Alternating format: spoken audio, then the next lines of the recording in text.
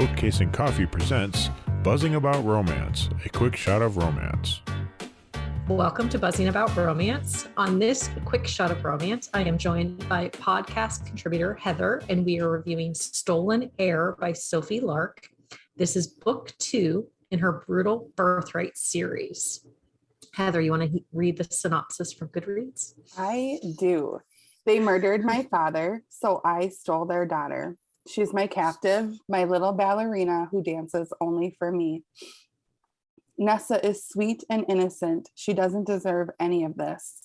But that's how our world works. The wolves eat the lambs, no matter how gentle they may be. I'll use her to get my revenge, unless I give in to my hunger first. Stolen Heir is the dark and gothic second act of the Brutal Birthright series. It is a standalone enemies to lovers romance, complete with an HEA and no cliffhangers. It contains blazing hot bedroom scenes for mature readers only.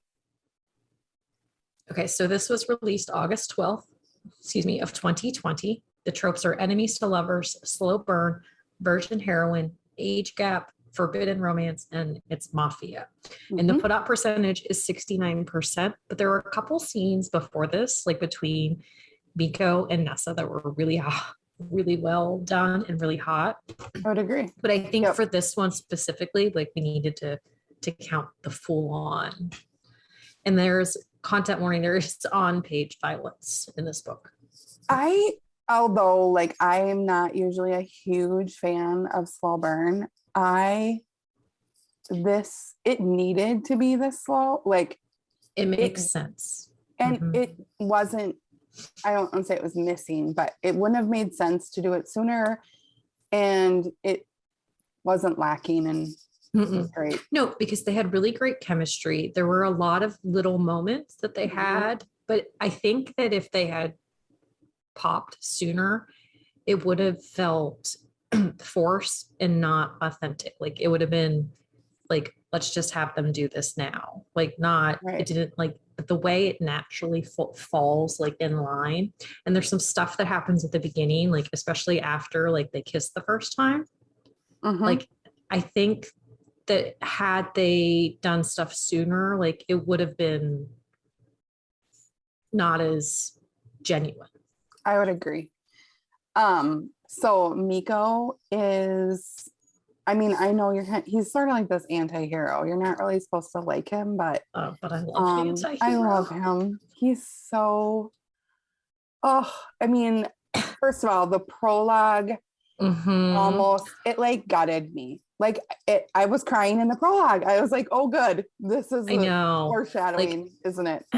It was so sad and so heartbreaking, and but it creates this background and focus for Miko, and you understand when you get to his character in chapter 1 why he is the way he is, and the thought process behind his ideas and all of that stuff, because he breaks in the prologue, and you really wonder, like, you know he's going to come out semi good at the end, because like you need that HEA, but you really wonder how Sophie Lark is going to give you a character that you like at the end of his book.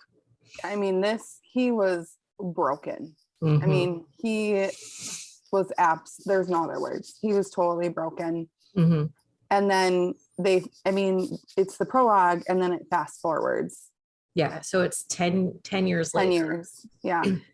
And I mean, they get right into it. They do. Yeah. And it's one of those things where, so his father that he talks about in this book is not actually his father. It's his adopted father, who is head of the Russian mob, like Russian bravada. And so he has taken him under his wing and basically groomed him to take his place like in the future. But things happen in book 1, and he is killed, rightfully so, I think. But Miko has decided that this is not okay. So he is going to extract revenge, and he decides that he is going to steal and kidnap Nessa, who is the youngest in her family. And and make her family pay for what they did to his. Well, and I think that it shows Miko's ability to be a leader. Like, I mean, this was not like a spur of the moment decision. I mean, this was very well planned. I mean, there was a lot of things put in place. Like he studied and followed and mapped out like how he was going to do things, and like a whole, this was very well. So it's pretty obvious why he's the leader, because he's not where like there's a character Jonas. He is like, he has impulsive. No patience, very impulsive. And so it's pretty clear that the reason Miko is the leader is because of his intelligence. Well, and his ability to wait and be patient and make decisions, not just react. And that's something really important, like as you get through this story. But let's talk about Nessa a little bit. So she's 18. So she's still a baby for the most part. But she's been pretty sheltered and she's somewhat naive, but she is so smart. Very smart. Well, first in book 1, we meet Nessa and she's just really kind. Like she's just a very genuinely sweet, kind person. And everyone sort of, I don't think that her family sees her. I think they totally underestimate her. Like they love her, but I don't think that they really ever saw her. Does that make sense? I think part of it is because like Callum is this powerhouse. Like he's the oldest son, he's the heir, he's this powerhouse. And her older sister, Rion, I don't know how to say her name, but she is this like shark in the courtroom and has an attitude and like holds nothing back. And so she, like Nessa kind of just gets lost. Like she's spoiled, but she's not spoiled at the same time. Like, and I think you're right. Like she just kind of gets overlooked and they're like, well, she's the baby of the family. Like we have like Callum doing his thing. We have the lawyer, like Nessa's just kind of there. Like she can just look pretty and do her ballet. Yeah. And she's in college. And like, I think she's been very naive that her family is in the mafia and things like that. She has a super good relationship with Callum and oh my not God. So much the sister though. No, not the sister at all. And she's a very talented ballerina. Like she's very driven to that. That's like, she loves it. That's her passion in life. Well, but I think it's something too that like she goes into it and she loves it and she has like a knack for it, but she also understands that she's not the best in the world. Like she knows like she's not going to be a prima donna ballerina like in New York or Paris or Russia. Like she's in Chicago and like she knows like I can be the best here, but I'm not the best out there. But she really focuses her talents in choreographing, and that actually plays a big part in this story. And it's really meaningful and emotional for her and for Miko, which you don't think is going to happen. No, and I think where we really start seeing how smart Nessa is she is kidnapped and she realizes like, crap, I'm kidnapped. And so I don't want to say she tries to make the best of it, but she's like, I don't really know how I'm going to escape. Like, I don't know where I'm at. And so she sort of befriends Clara. I don't know. Clara. So, and she is the maid of this house, but really she works who for only speaks Russian though, Russian. Right. And so, I mean, no, it's not Russian. It's Polish. They're Polish. So she only speaks Polish. And Nessa, just being super smart, starts learning Polish. Yeah. Cause she finds a book. I think it's called The Doll. is the name of the book, but it has like the Polish and the English translations in it. She And so- found two books. So she Mhm. found the English version and the Polish The version. Polish version. But she was No. also like, when Clara was helping her get ready, she'd like point and she'd be like, window. And then Clara Mhm. would say it in Polish. And so she started putting crap together. Well, and I think that shows like the fact that Clara sees something in Nessa, and like Clara is not oblivious to what is happening around her. Like Right. she knows the type of person that Miko is. She knows the type of person that Jonas is. And so I think she's teaching her on the sly, but doing it in such a way that nobody can like realizes it or notices, because there's cameras everywhere. So if they really were paying that close of attention, which Miko does sometimes, but she does it in such a way that it's unexpected, that she's helping Nessa like create this environment that's safe for her. Right. And then Nessa, I mean, she's in this giant house. Like, I mean, I think too, the other thing is Sophie Lark did such an amazing job laying out like the descriptions. Like it was so easy to picture what this house looked like. I mean, it was so easy. And then, you know, Nessa's like bored out of her gourd. And so she's like on the hunt. She wants to dance. So she finds like an old like record player or something. And Miko's like, where the heck is this music coming from? And that's, he walks in and she had like dragged furniture around in some big room, and Yeah. she's dancing, and he was totally blown away. Well, I think that because he had it in his mind just by observing and watching, he had it in his mind like she was a certain type of person. But then once he took her and started to get to know her a little bit, like he realized like she is not this, like, yes, she's sheltered, but she is not this stupid little princess who is just spoiled and gets what she wants and has no drive.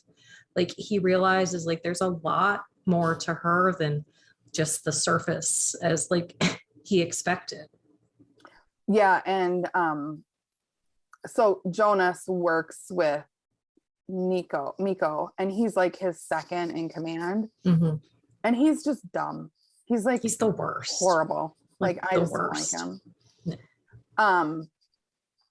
And then Clara, and then Marcel, who also is like his second or third in command. He's like way up, and he's very close. Like he's like, but so Marcel is like a bodyguard type person, but also one of like Miko's trusted friends and advisors. And I just like the dynamic, like when Clara is like in the room with him, and how like she acts and some of the stuff that like she says like towards the end, like when things are happening, and like she says something to him at one point, and he's like, when have you ever seen me like that? And she's like, well, I don't know. He like puts her in her place, and I kind of like it. Yeah. And there's another mafia person who is like dying to get his hands on Nessa. And Miko is like all of a sudden very protective of her, and that sort of ticks off some of Miko's guys, because they feel like this is unraveling at the seams. Well, that's the thing. Like when he sees her dancing the first time, and they have a moment, and then he goes and does what he does, and he realizes like there's more to it than just what I originally thought. Like there is more to it. And so like he starts this change. But then later in the book, as Nessa is exploring, she goes to the West Wing, which is his wing, and she's not allowed in there.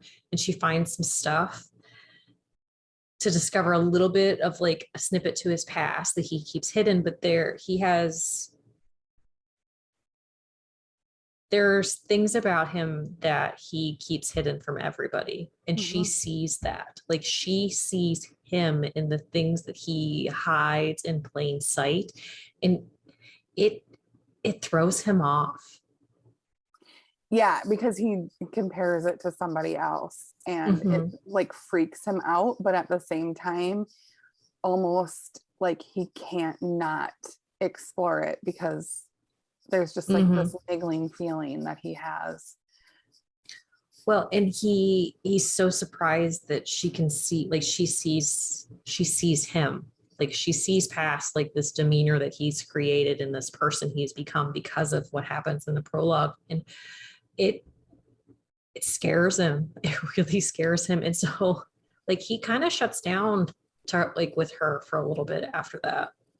Yeah, and I think too, growing up probably the way he did in a very male dominated business, so to speak. I don't know. He was, raised, there wasn't really that caring, and Nessa is a very emotionally and caring person, and he sort of doesn't want that, but he definitely needs it.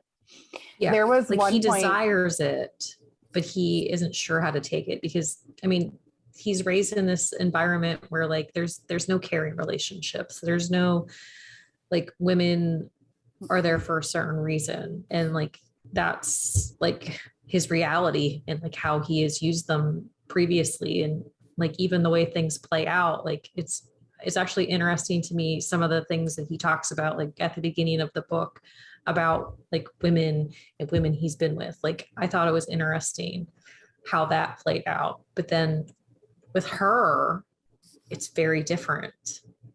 Very different. And I think that too is something that scares him because these are emotions that he has shut down and he hides so much. And so when like emotions come out, he freaks out. And he doesn't really have anybody to talk to about it because I mean, his world, I mean, the people around him that he's supposed to trust.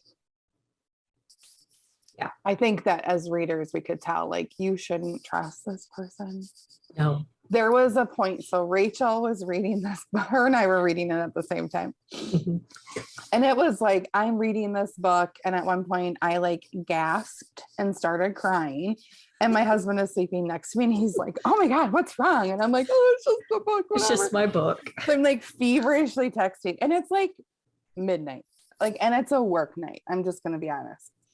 And I'm texting her. I'm like, what chapter are you on? And she's like, oh, this one. And I'm like, okay, text me when you finish this chapter. And I like waited for her and she's like, oh my God. And I'm like, I know. I'm like, I want to be so mad at Sophie Lark right now. And then I'm like, but it is a dark romance. So it is. And, but if it's the chapter I'm thinking about, it is. It really, it worked so well though. Like it was so perfect. Like it wasn't, oh my God, like I can't believe she did this. But at the same time, it was like, oh my God, I can't believe she did this. I know. Right. I mean, it happened. Anyway. So when things come to a head, like we were talking, Jonas is an issue. But we're not going to tell you like what happens because that would spoil things and we don't want to spoil. No. But I do want to say, like, there is a scene where, so Nessa has created this ballet and Miko, he helps that along a little bit because he lays down the law and I love him for that, the way he does it. But when he is watching her ballet, you just want to like cry because it is adorable and sweet and so not him at the same time, but it is perfectly him. She did an amazing job writing that. I mean, because you seriously felt like you were right there with them, like experiencing that. I mean, it was so beautifully written. It was amazing. So good. It was. And I really enjoyed the dynamic of her family's reaction and how they deal with it, because they don't have a good reaction, which you're expecting because, I mean, he kidnaps her and then they fall in love. And her family's not okay with it because they're enemies. Hello. I mean, like, right. I mean, I think I even acknowledges that, like, he acknowledges, like, I want to know this is like real, But there is a point in time when he is with her parents and there is that whole scene, and it's like her whole family just wakes up and realizes that it would be impossible they would lose her if they kept pushing. But I do appreciate Miko doing what he did, and the fact that he wanted those moments, and the fact that he needed things to play out the way they did with her and her family, because he understood how important her family was to her. And if he made moves too soon, then it would wreck her. And he never ever wanted something like that to happen. No. Yeah. Because that's the thing, like you just can't, there's no words, like how adorable and sweet and loving, and like their relationship, like once he gets his head out of his ass and is like, this is for real, like this is what I need. Because she has confusion about it, because she's like, do I really care for him, or is it a kidnapping thing? Like, do I want this, or is it because of my situation? But like she comes to a realization pretty quick, like it's not a kidnapping thing, like that is a separate entity, that is just how they got to that point. But it takes him longer, but once they make that step, it's like effortless, like the way they work together and communicate with each other, and it works so well. Yeah, I just don't want to ruin it for anyone, because it would be such a disservice not to read this book. And I mean, just prepare thyself that you will binge the whole series. I mean, just be prepared. If I had time, like I would be through them all. Well, and I'm not joking. I just was watching TikTok before I was waiting to come on to do this. And there were like 3 TikToks in a row recommending the Brutal Birthright series by Sophie Lark. And yeah, I'm a little angry at myself. It took me this long to read them. I know. Like, super bad. Sophie Lark is new to me also. Also, like, can we talk about the covers of her books? They're very nice. I had to they're so beautiful. And they're matte, aren't they? They're matte, and they're so gorgeous. I mean, look at me. The cover that she chose for this book is exactly how I picture him. It's like it's perfect. It's perfect. It is beautiful. And they're big books. Like they're thick, but they're also like height wise. Like they're a nice size. It's a sturdy book. Yeah. We like a sturdy book. I really like it. They're matte. They're beautiful. So if you like to have your bookshelves look beautiful, but don't open the books, like because a cracked spine stresses you out. Yeah. So anyway, all right. I just want to talk about that. It's okay. You need to show it off because it deserves to be shown off. So pretty. Okay. So Heather, did you like this book? I mean, I think it's pretty obvious at this point in time, but very much. She was new to me. I really fell in love with her. I love how she interacts with her readers. I think she's just her TikToks are great. I love we met them on book club, and they were so great. We had a really nice conversation. Yeah, they were wonderful to have. Yeah, and I think right before that they had talked about keeping their books on KU, and I really think that says something. You know, that keeping her books accessible, and they're so well written. They're very well done. I really like this book. Like Sophie Lark is new to me also. And this is only my second book, but I'm slowly making my way through the backlist, and there's a few, but it's going to take time. So who would typically like this book? I think dark romance fans, if you are a fan of mafia, like we said, like if kidnapping is your love language, I mean, then that's true. And the thing is with Mafia, I think as a avid Mafia reader, there's only so many tropes you can do. You could do kidnapping, you can do arranged marriage, because that's just how It's how it works. It's how it rolls, you know? Yeah, definitely. Kidnapping is my love language, along with Becky. So we all know.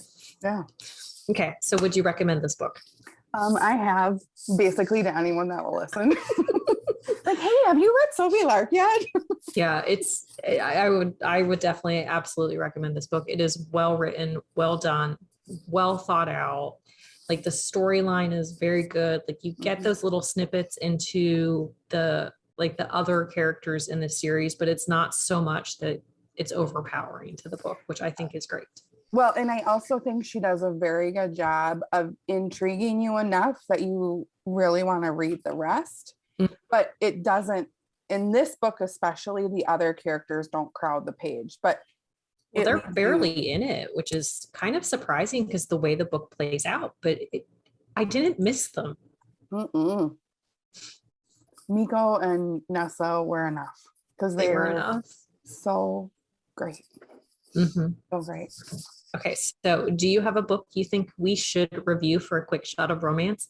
If you do, send us an email at thebees@bookcaseandcoffee.com. Well, thank you, Heather, so much for joining me on this quick shot of romance. Anytime. Okay, until next time, happy reading, everybody. Find us on Instagram at Buzzing About Romance or on Twitter at Buzzing Romance. If you like the podcast, please leave a review. If you'd like to support us directly, join the Bookcase and Coffee Patreon and receive exclusive content only available to Patreon members. Check out bookcaseandcoffee.com for our on-the-shelf show notes.